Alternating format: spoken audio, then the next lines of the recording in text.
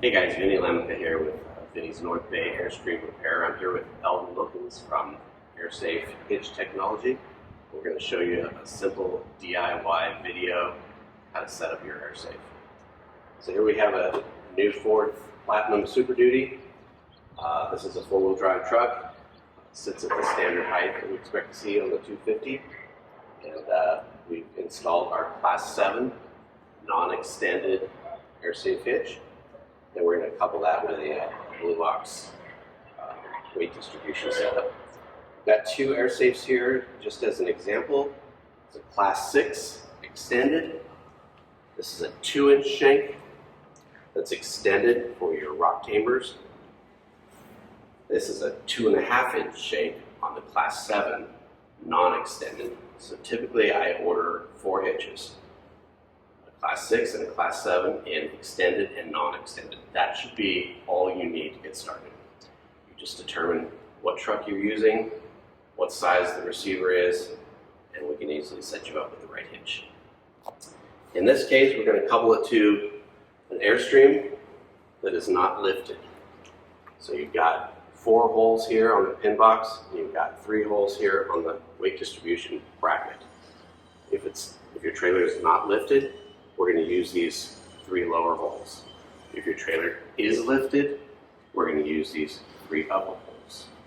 So once you determine what setup you have, you'll go ahead and install these bolts. You're going to torque them to 75 foot-pounds, and you're going to check them periodically. These are a grade 5 bolt. They're not going to shear. We just want to make sure they remain torqued to 75 foot-pounds.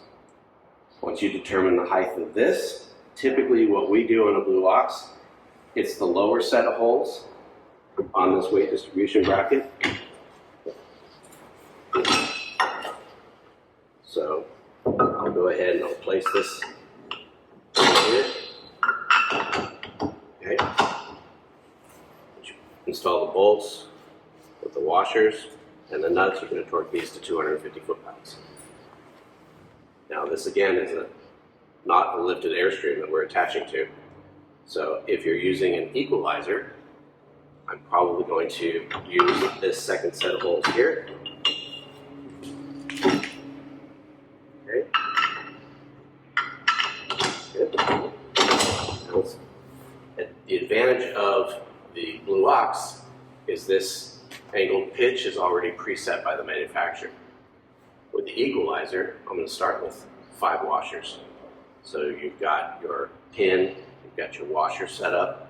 I'm going to start with 5, and then on the brackets on the trailer, I'm going to have 1 hole showing at the top. So that's a basic setup. I like both hitches. I lean more towards this one, but it's neither here nor there. I'm thinking about front end separation as well. We want to minimize the additional torque that we have on that A-frame. So this is a good setup. In any case, I'll use 1,000-pound bars for your standard 25 and up. Even though the manufacturer may recommend something higher, we don't want to over-rig it.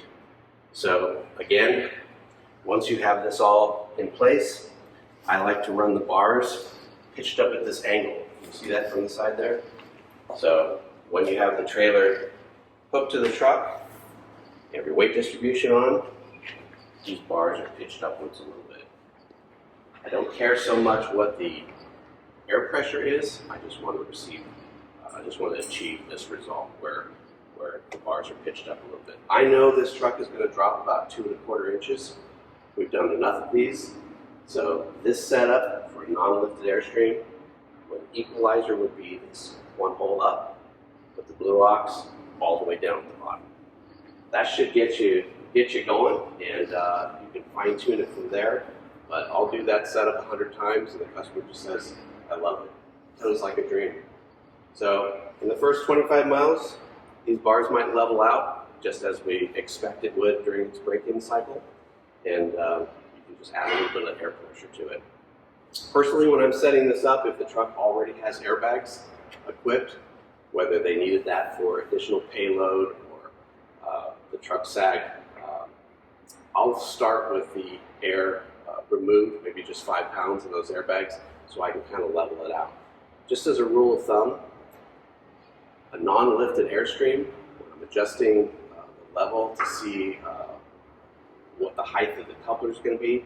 It works out to about 16 inches from the frame, bottom of the frame, down to the ground. On a lifted Airstream, lift kits are typically 3 inches.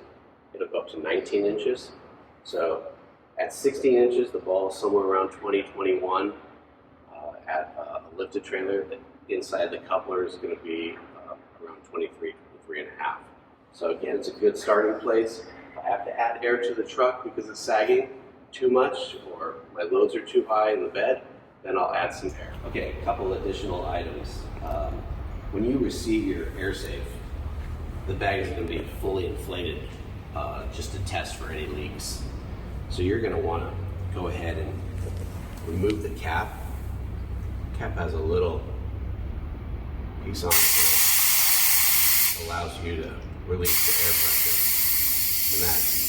and that will allow the whole box to drop. The purpose of that demonstration is to show the gap. Okay, so we talked about the bars being upwards, pitched upwards a little bit towards the back. That gives you this gap. Most of the force is a downward force, and then when it comes up on a rebound, the shocks are going to catch that. I personally like to see it pitched up a little bit. That's how you achieve that. So again, I'm not looking for an exact air pressure, PSI. I'm looking for this particular look once it's all set up. A couple other items I'll show. Right here you'll notice between the airbag and the bumper, we do want to make sure there's a gap.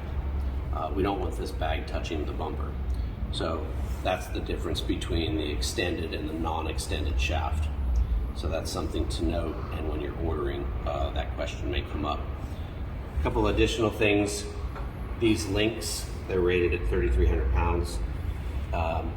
In this case with the Ford, some of the eyelets are inward, which might make your chains a little bit short on the Airstream. So you may or may not need this. I still cross the chains with this setup.